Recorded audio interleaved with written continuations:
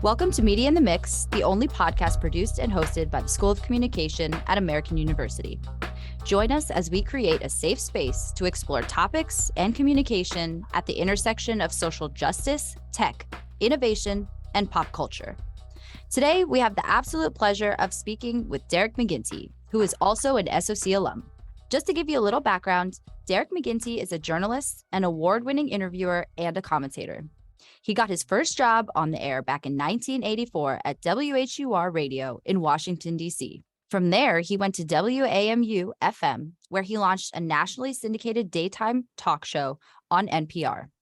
By the end of the century, he had been a correspondent on the CBS broadcast Public Eye with Bryant Gumbel and HBO's Real Sports with Bryant Gumbel. After 2 years in New York as anchor of ABC's World News Now and World News This Morning, it was back to his hometown of Washington, D.C. to anchor WUSA's fledgling 7 p.m. local newscast. Derek, thank you so much for being here and joining us on the podcast today. It's great to be with you. Thank you. So let's get right into it. So one of the things you're involved in at SOC is the Alumni Mentorship Program and being a mentor. This is something that we've had going on for a while, and it's where our SOC alum come together as mentors for our SOC students who are our mentees. And it's just a time where we can build relationships, help each other out. Number one, what do you think the benefit of giving back as an alumni is? And what motivates you to do that? I found it to be the most fulfilling part of my career at this point. You work so hard, you're ambitious, you want to succeed, you want to be promoted, you want to become bigger and more famous, I guess. And then there comes a time when you realize that it's not about you anymore, right? It's about the younger people that are coming along behind you. And to me, the most valuable thing you can do is pass on your knowledge and hopefully your experiences and the lessons that you've learned that could perhaps make somebody else's journey a little easier. Mm-hmm. That makes a lot of sense. And what do you think makes for a good mentor, first and foremost? Well, first and foremost is just the availability and willingness to do it, right? Mm-hmm. I get an email from a young person who says, "Hey, I'm your new mentee, when can we talk?" And I say, "Here's my number, call me anytime." And sometimes we'll get together, but many times we won't. We'll have phone calls or we'll have lunch or something at some point, but getting together is not the most important thing. The most important thing is, again, the passing on of the knowledge. Mm-hmm. And, I know these students are very busy, right? So, you got to kind of work around their schedule. You have to be available to them. That's the most important thing. Definitely. And like you said, I think it is a two-way street. Whether you're wanting to be a mentor or a mentee, I think the willingness to do it and want to do it has to be there. Otherwise, it cannot be just a one-way street. And adding on to that, just for any of our students or mentors listening to this, do you have any tips, things maybe to do, things not to do? That's an important one as well. Things not to do. Don't waste my time. Mm-hmm. I had an experience once with a young lady who was sent to me. Well, I wasn't part of a program. Somebody just said, "Hey, will you talk to my friend who wants to get in the business?" And I always say yes, but you call her back, she wouldn't return calls, and after 3 or 4 times of this, well, then I can't work with you anymore, right? Because, so don't waste my time. That's the most important thing. As a mentee, you're going to make mistakes, and we all understand that. Mm-hmm. But don't waste my time. Don't not show up. Don't, right. These are the things that, to me, say, first of all, you're not going to be good in the business if that's how you're going to continue to behave. Things aren't going to go your way. Yes. But secondly, I don't say it like this, but the mentor is doing you a favor, right? You're coming to somebody who may or may not still be working, but they probably got a lot on their plate, and they're doing you a favor. So act like it. Yeah, absolutely. Absolutely. And that's something that one of my first mentors in the industry was actually my professor who I was a graduate assistant to at SOC, which was Russell Williams. And he told me that everything starts from even just reaching out and sending that email. Everything, the way you write the email, how you respond, when you respond, if you respond. I mean, he outlined that, all of those things start right when you make that connection. Right. And can you speak any truth to that? I mean, when people reach out to you, do you take notice of those things? Sure, of course. And you want to see if someone's business-like in the way they present themselves. do they seem, at least look, these are young people, right? They're still learning. I don't expect you to be like you're 35, but I do expect you to have some idea of what it takes to be a professional and present yourself in a professional way. And that's all I'm asking. And that's certainly, if you ask me, I'll tell you. And that actually leads us into a good topic of networking. I've had a lot of conversations regarding networking with students, even just my own peers in the industry. And I think sometimes it can be a very daunting topic. So a lot of people think networking has to be very official and you have to be in a pantsuit and you have to give out your resume and your business card and, at a fancy event. And although those are very beneficial, and I think if you see those and they pertain to what you want to do in this industry, go to them and meet as many people as you can.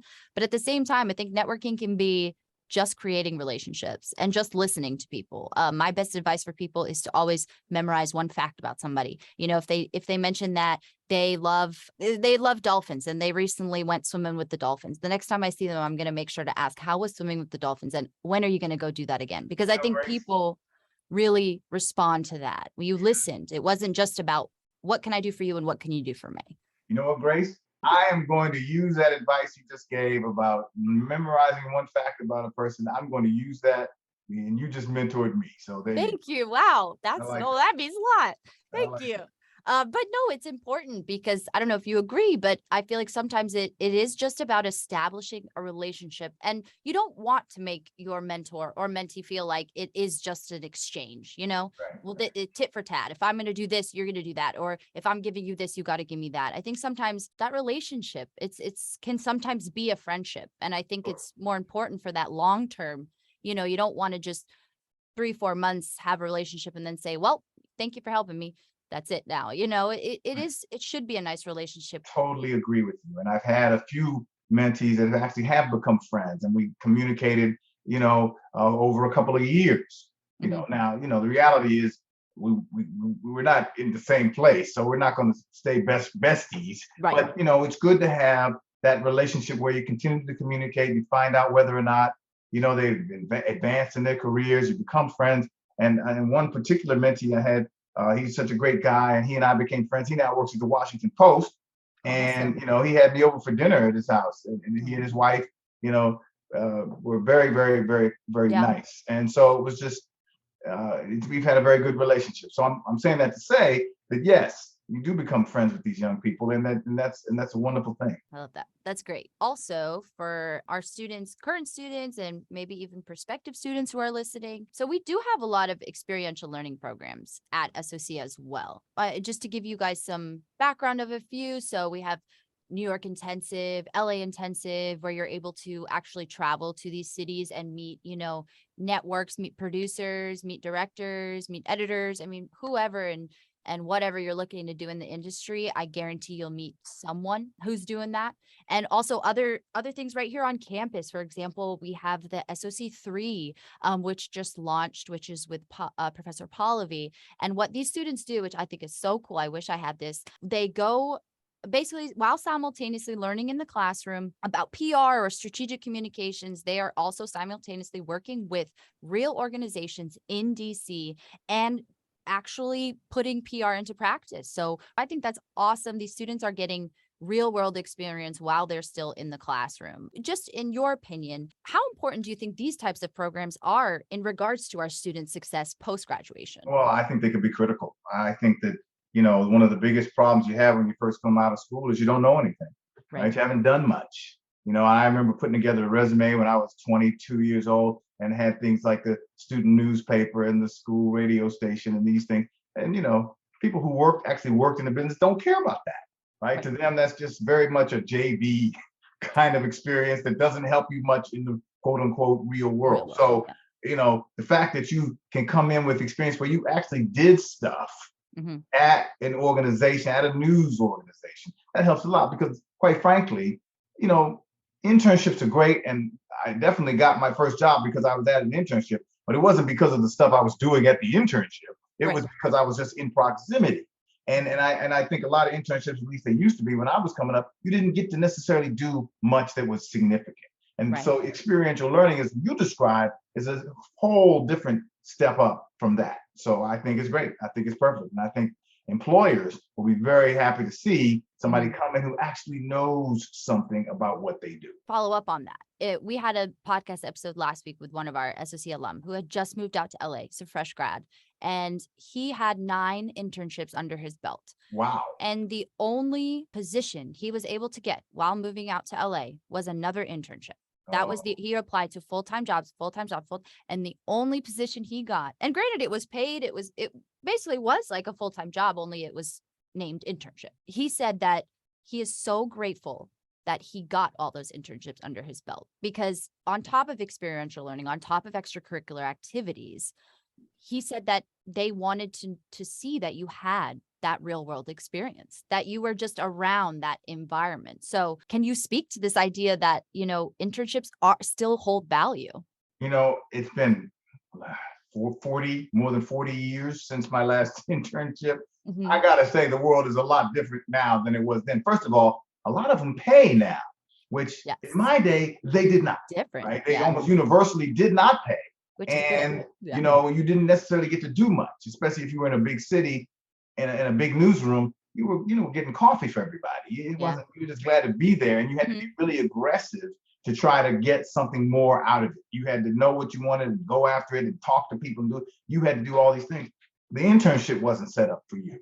I think these days the internships are set up to be a lot more beneficial. So that's a good thing. And you should still be aggressive. You should still be networking and talking to everybody you can. But at least if you go in there, you can be confident you're not going to learn, how to balance everybody's order from the bagel place. Right.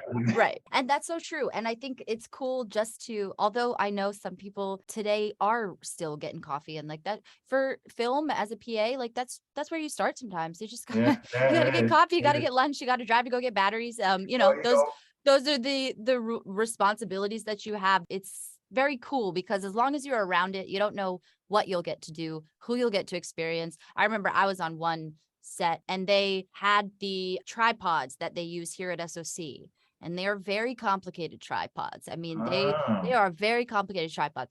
I didn't have experience with them other than being a student, and they asked, anybody know how to use these tripods? And the little PA raised her hand and said, yes, I do. And just that day made a huge difference in, I think, the way people viewed me as a PA, because you never know. You never know what question you'll be able to answer. You never know who you're going to meet. You never know, again, like those conversations, those friendships, you never know who you're going to have a conversation with. I think that's a great story. I think that everybody's experience is different, and everybody's got a different set of skills, and everybody's internships, but you just, like you said, you just never know. Let's talk about this idea of everyone has a beginning, middle, and end, but it's not always in that order. Especially in the pandemic, a lot of people, content creators, they had this overnight success that everyone's looking to, thinking, oh, it's got to be that. It's just, if I don't have overnight success, I didn't make it. Thinking back to your own I made it moments, between your success now and that moment, how much time has passed? What's changed? Can you speak to this idea of beginning, middle, and end?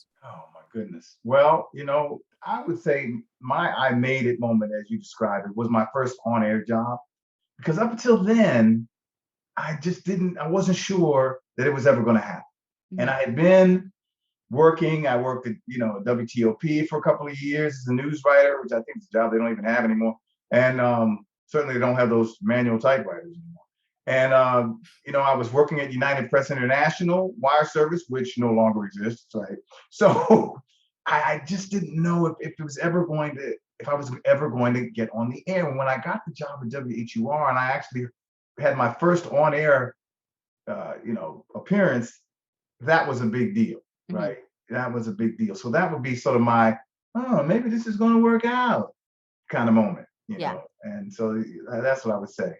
In terms of that. Was there ever a moment like an internship you had, or what was the first moment you kind of stepped into this industry thinking like, oh, this is what I want to do? Because I remember I had a quick summer job at WHUT, Howard University television station. And it was really fun. For 3 months, I worked honestly, it was a PA role. I was doing a lot of random things, but I just wanted to be around it because I was like, if I can be around it, I could see whether I like this or not, just the environment, the pace. And then when I saw them, that first live show that they did, and producers were in that room and the control room, and there's just the energy in there. Do you remember a moment like that? It's interesting. I decided I wanted to be in news when I was 16 years old. Wow. And the late, great Jim Vance, who Mhm. used to be the anchor, longtime anchor here in Washington at NBC4, great man, he came to my high school.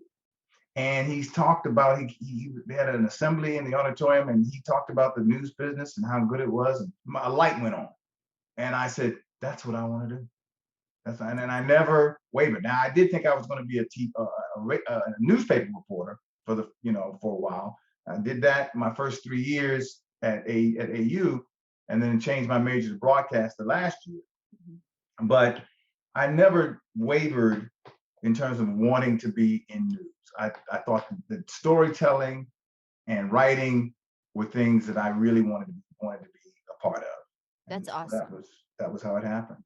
So your advice, let's say someone who says, oh, I know I want to be in film. Well, film can mean a lot of different things, Yeah, right? that's the problem, So, right? right. So do you recommend, not necessarily pigeonholing yourself to one thing, getting that experience under your belt if you get those opportunities? Well, I would say yes and no. I mean, if you are sure that this one area is what you want to focus on, you want to make movies, right? Or you want to edit, or you want to be a broadcaster, whatever it is, you're sure that that's your thing, then focus on it as soon as you can.